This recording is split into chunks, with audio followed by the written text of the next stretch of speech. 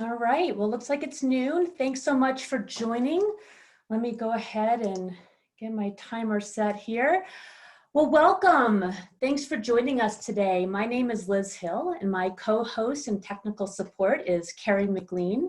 We both work at the CU Boulder Ombuds Office, which offers confidential, impartial, and off-the-record consultations and services for all CU Boulder faculty, students, and staff.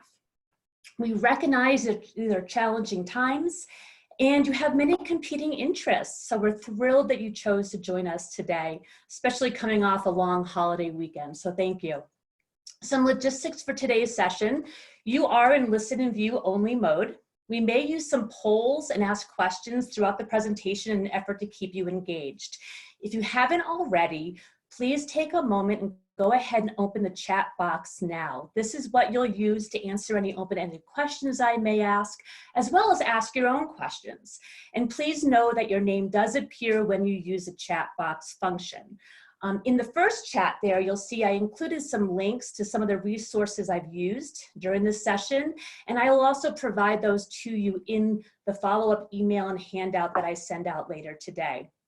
While I am presenting, Carrie will field any technical questions or issues you're having, and I'm going to park any other substantive questions that you might have until the Q&A period at the end. If anyone has a specific situation they'd like to discuss, please feel free to contact the Ombuds Office to schedule a separate consultation. We aim to keep these meetings at about 30 minutes each.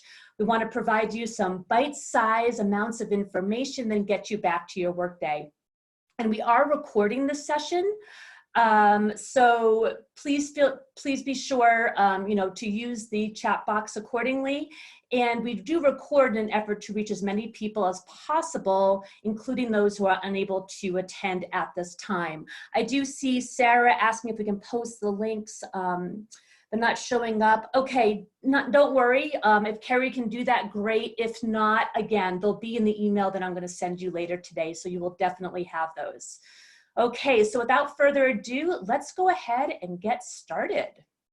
So today's topic, if you didn't already know, is negotiation, a recipe for success.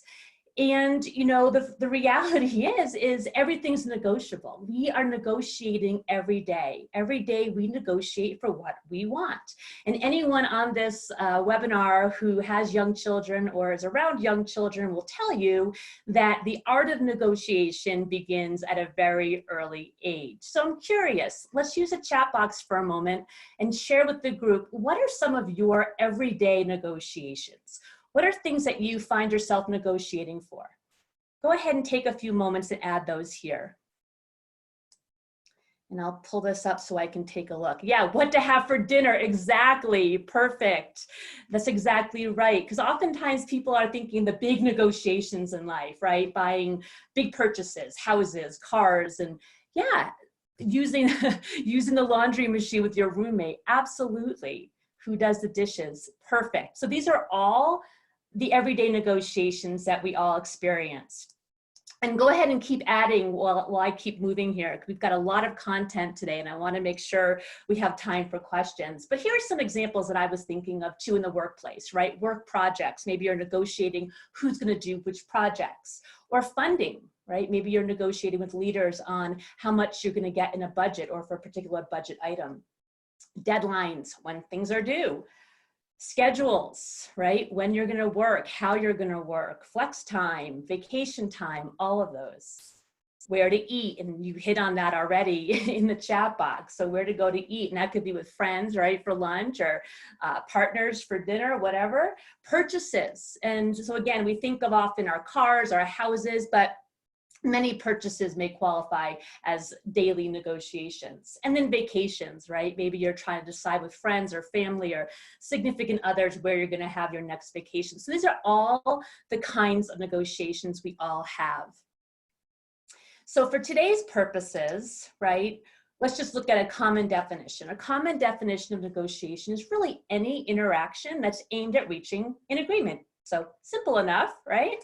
So let's go ahead and look at some tips and techniques that we can do to improve our negotiations. And as you might have noticed, I'm using a cooking recipe metaphor, and we're providing a very high level view of about 10 negotiation tips for you to consider in your next negotiation. And this is what I would call the first of a negotiation series that I'm doing, so to speak, today and then again in June and July, because many of the topics that we're going to touch on today could easily, in and of themselves, fill an entire hour session, never mind a 30-minute session. So we'll take a deeper dive on several of them in June and July. And so I'll point those out as we go and let you know which ones will be when. And the goal of breaking it down into those smaller chunks is to allow more time for interaction with you and reflection. So today is going to be a pretty high-paced, content-heavy presentation, few polls here and there. So before we move on, let me take our first poll. I'm curious to know how you feel about your negotiations. So when you think about negotiation, how confident are you? Okay, so here's a question, or not even a question, a statement. I feel confident when I negotiate. Yes, sometimes, no. All right, I see the responses coming in here. Sometimes, yeah. And I think sometimes the fair answer, right? It's going to depend on so many factors: who we're negotiating with, what we're negotiating for, sure, our frame of mind in the moment. So as you're answering this, you know, consider this as we're talking through the tips, right? And our goal is by the end of our 30 minutes together, hopefully some of these answers will change and we can talk about, if not, we can talk about some other options. But this gives us a good framework. So thank you for doing that. It looks like 13% say yes, 65% say sometimes, and then 22% say no. So let's hope we can increase those stats in the next 30 minutes. I'm going to end it now. Thank you for doing that. Okay. I'll share the results. You can see those. All right. All these new features are so fun. All right. So I shared them. Hopefully you saw them. I'm going to go ahead and stop that share now real quick. All right. Okay. So let's keep moving. So our first ingredient, if you will, is preparation. 2 cups of preparation. And while these tips that we're going to go through are not really in any particular order, preparation seems like a pretty logical place to start. So preparation should really be your mantra when you're thinking about negotiation. It's better to be over-prepared for a negotiation than to be under-prepared. Doing your homework allows you to make a more knowledgeable impression, create better arguments, and really to feel more at ease during the negotiation process. So if you've adequately prepared, you can, not only are you prepared, but you can also predict often what the other side's concerns and questions might be ahead of time to, again, help prepare how you might respond, what information, what facts do you need to support your interests in the negotiation. So again, I'm going to host a session solely dedicated to negotiation in July. So stay tuned for that. Check our website for that date. I don't have that date quite yet. And I'll also provide you during that session a preparation worksheet that you can use, a kind of a checklist, if you will. For now, just take away these quick nuggets, okay? Know what you want, right? When and where will the negotiation take place? What is your relationship with the others involved? Know your BATNA, and we'll talk about what BATNA is in just a moment. Know your counterpart's needs and wants. Gather as much objective criteria as possible. Objective criteria are your facts, pieces of information that are measures of legitimacy to evaluate what is fair, what's reasonable, what's acceptable, that is independent of the parties involved, right? It's not someone's emotion or opinion, right? They're hard facts. So an example might be if you're purchasing a car, some of the objective criteria that you probably have gathered is, what would that car sell for at a different dealership, right? What's the market value? So you're gonna know all that before going in. 7 would be evaluate your strengths and weaknesses. Create a list of questions. Consider how you'll ask them. 9 would be to generate a list of as many feasible options as you can come up with, even on your own, that might satisfy everybody involved. And then finally, number 10, look in the mirror and practice communicating your message. I know that may feel and sound silly, but consider their response. How are you going to reply? What language are you going to use? What tone are you going to use? You want it to really resonate with them. You're trying to create cooperative spirit, and we'll talk more about that in just a moment. So that's some thoughts on preparation. So I know it's a lot, you know, we'll talk more about that in July. So moving on to ingredient number 2, knowing what you want and asking for it. So during the preparation, you've identified, you know, what do you really want and why do you want it? Now consider, how are you going to ask for it? You're going to want to use non-threatening I statements. For example, rather than saying, you shouldn't do or you should do X, try, I feel more comfortable with Y, or I don't feel comfortable when you do X, right? So using some of those non-threatening statements, considering your tone, how is your message coming across? What are they going to infer from your tone? And understanding, this is big, understanding the difference between assertive and aggressive. So often these terms get conflated with one another, and they're two very different things. What do I mean? Assertive, taking care of your interests while also maintaining respect for the interests of the others involved.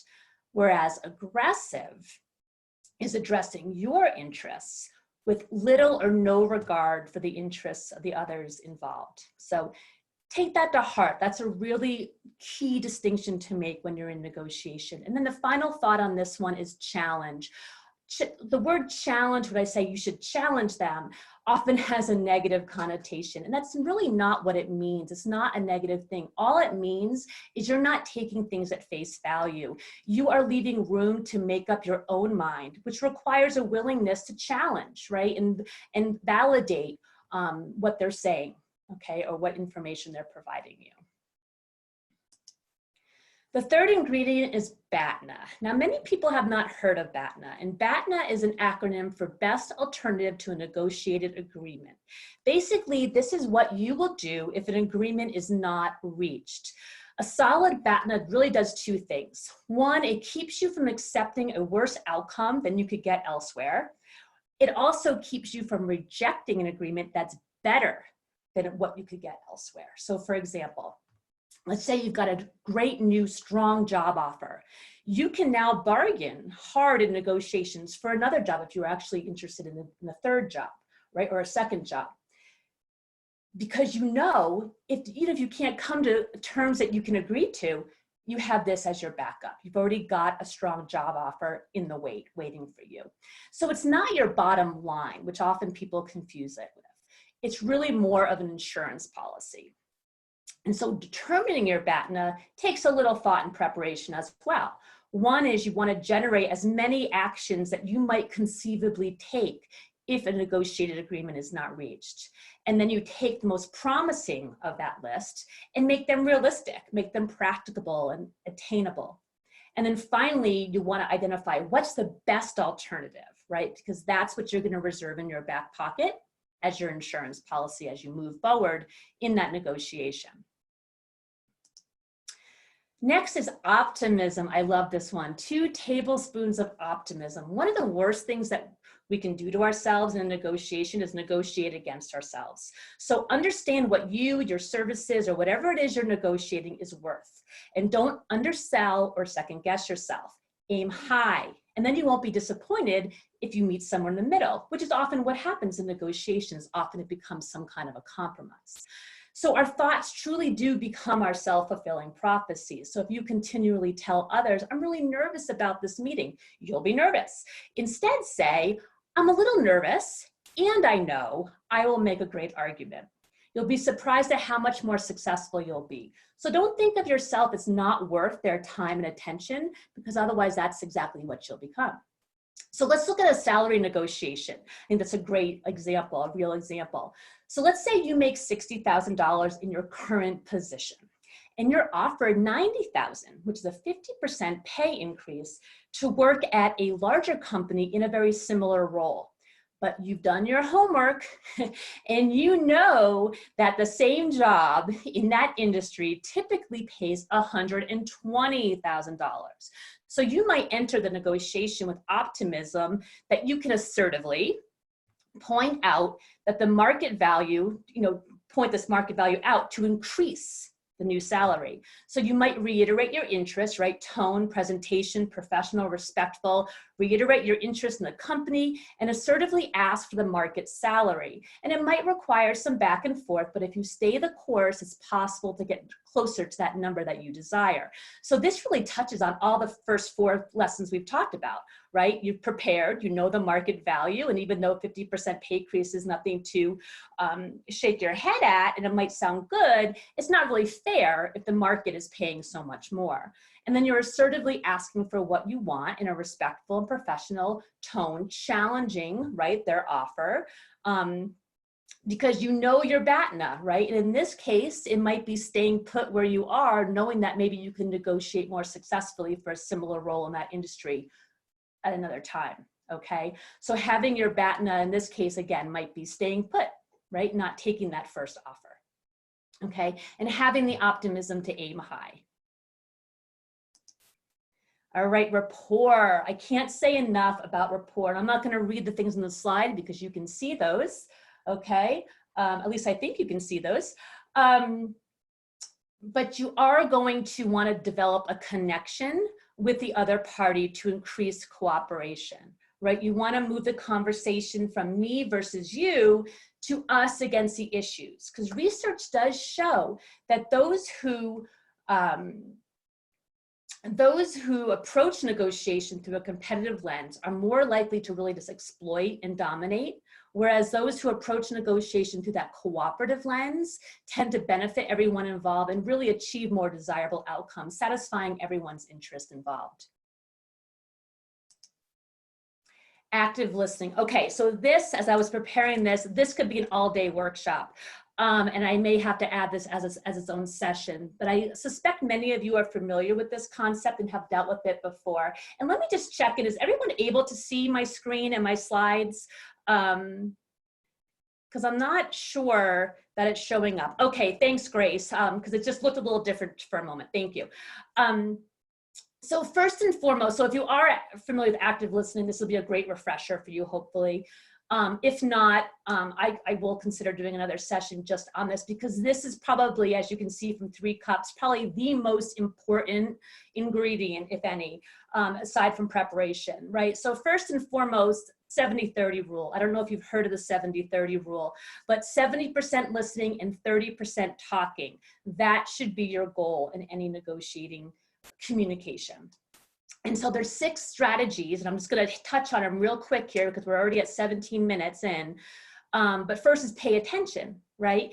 Giving the speaker your undivided attention and acknowledging the message.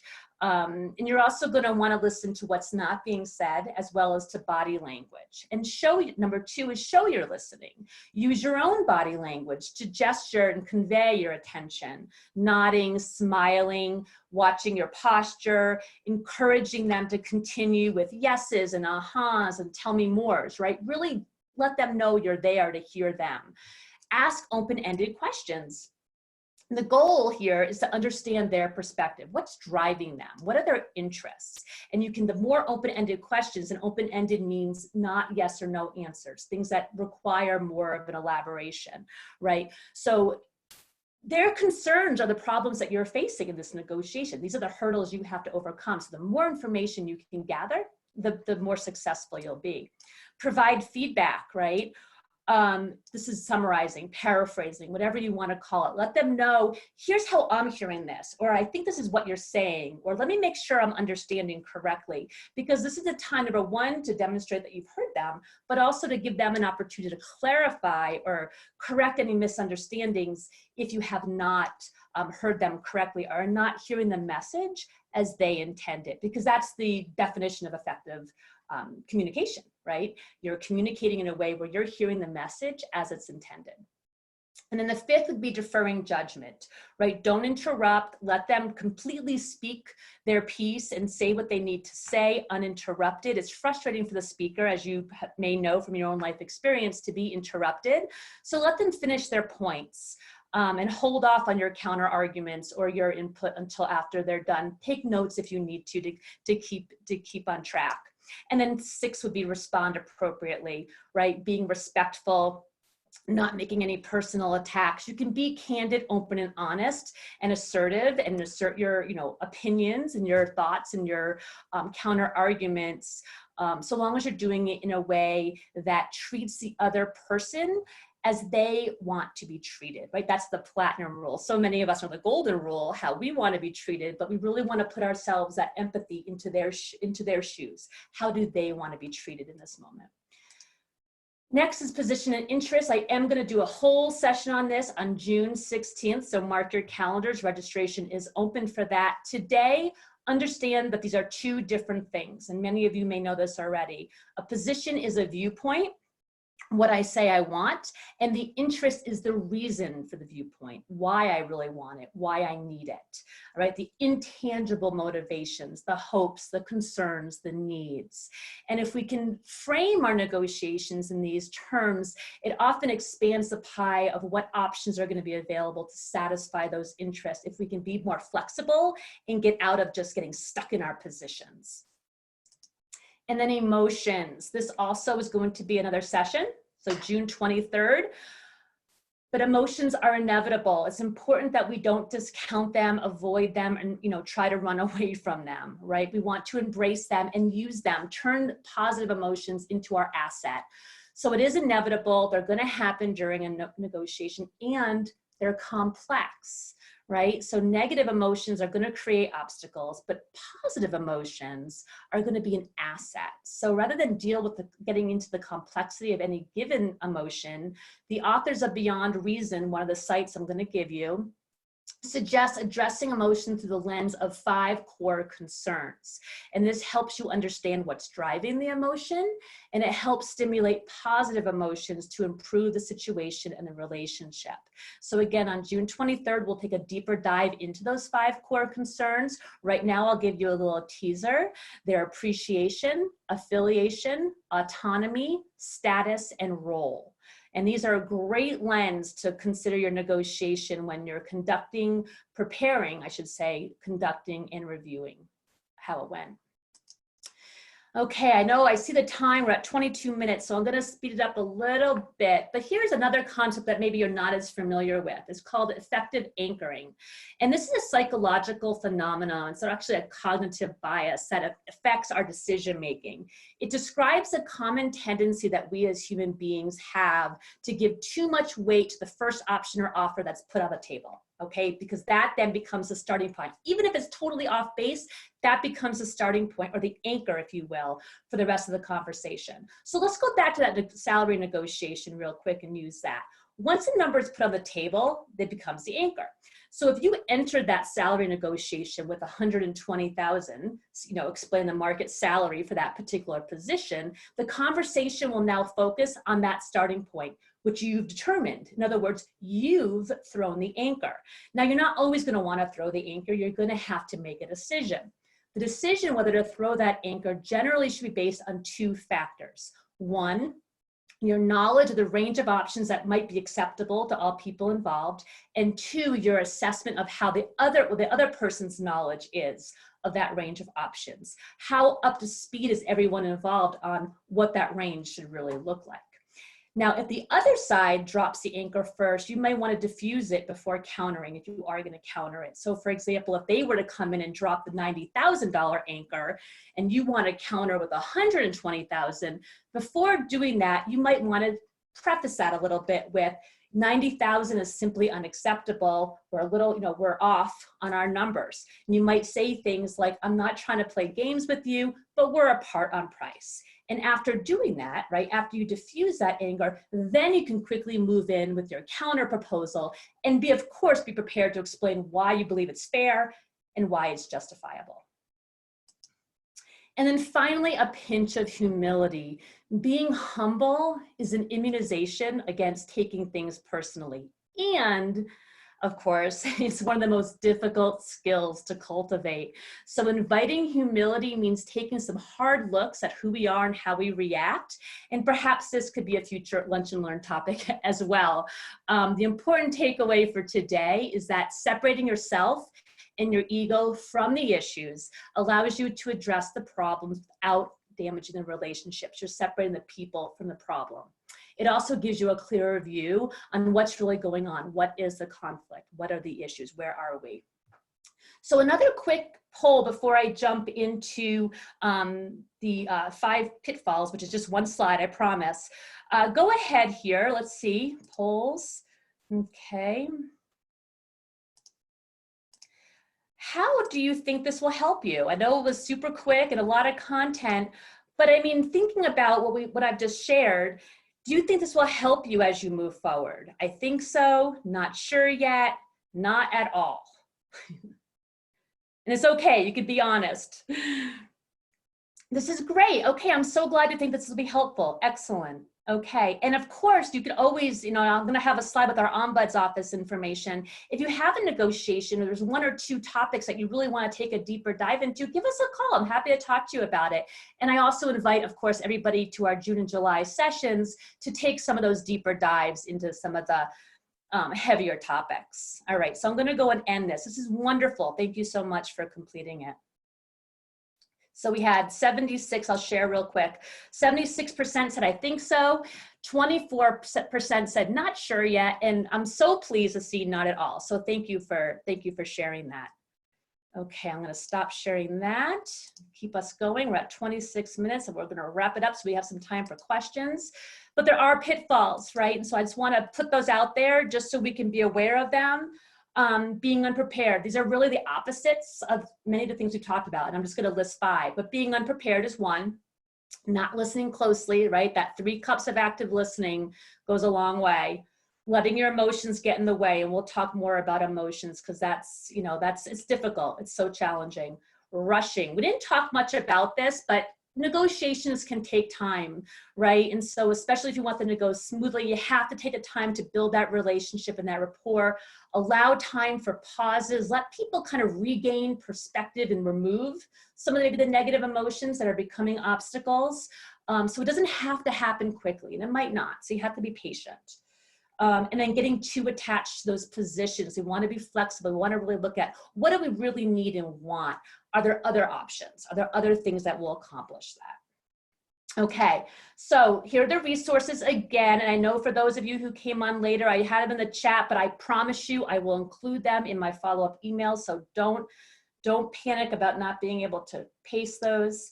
Ombuds Office, here's how you can reach us. For those who are going to need to jump off, thank you. We are going to have a Q&A, but if you need to jump off, I get it. Thank you so much, you know, for visiting with us. We encourage you to follow us on Twitter. We have our Twitter handle, and check out our blog, Ombuds.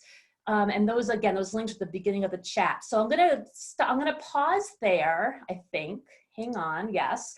And we're going to take some time for questions in the chat box. Again, thank you. And Carrie, don't forget, if you are jumping off, and if you haven't already, Carrie McLean is doing a session on June 2nd called Can the Ombuds Help? Working through conflict when only one person is willing to talk. So be sure to check that out. All the June registration links are on our website under resources, and I'll put all that in the email today too. All right, so thanks Carrie for adding the Ombuds link. Thank you. So we've got a couple minutes at least. I'm happy to try to answer any questions in that time. I don't know, Carrie, did any come in that I didn't see in the chat box? I was kind of watching it. Yeah, we didn't have a whole lot of questions. We did have Brittany vote for an active listening follow-up, okay. So we have some positive encouragement from that.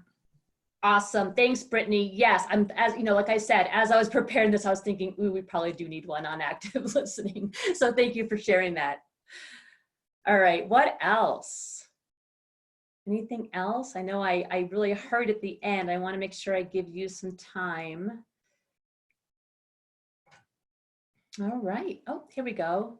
Carissa, are there resources you recommend when preparing for salary negotiation, books, websites? Excellent question. There are books out there, you know, no surprise. I don't have any coming to the top of my head. The 2 books, or the one in particular, Getting to Yes, could very well be a great resource for salary negotiations. You know where else I've seen great tips on salary negotiation is LinkedIn Learning that we all have access to through our university subscription. They have some good sessions and videos on negotiating salary. You can search for it. And I don't know if Kiersey's on here, Kiersey Aline, our director, but she's like a negotiation queen. She may have some. I know last week she mentioned brag, and if you were here last week, that was included in the follow-up materials, and I'm happy to include that again. That was in one book. But Kiersey, are you here? Did you have any books or websites you might recommend? Okay, I don't think she's here, or maybe she's muted. But Carissa, let me give that some thought, and if I can't add them to the email today, I could reach out to you directly, or feel free to follow up with me if I don't, okay? But I'll try to remember to shoot you an email with some info. And then Eva, not sure I get the anchors. Okay. I can do a quick just kind of review, but feel free, Eva, to call me at any time and we can talk more about it. Is it aligned with getting attached to a position? Kind of. So positions and interests are one thing. Anchors are really something else, but anchors are really kind of the first offer or the first number that's put on the table, if you will. So whether it's you or whether it's the people you're negotiating with, whenever someone puts out like a what about this option, right? Or what about this number, that then becomes the anchor for the conversation, because then everyone is basing any counters or any follow-up around that number or around that option, whatever it might be. It's not always going to be a number. So that's what they mean by the anchors. And I'll provide some more information. I'll provide a link with some more information about that as well. But feel free to call me and we can talk more about that.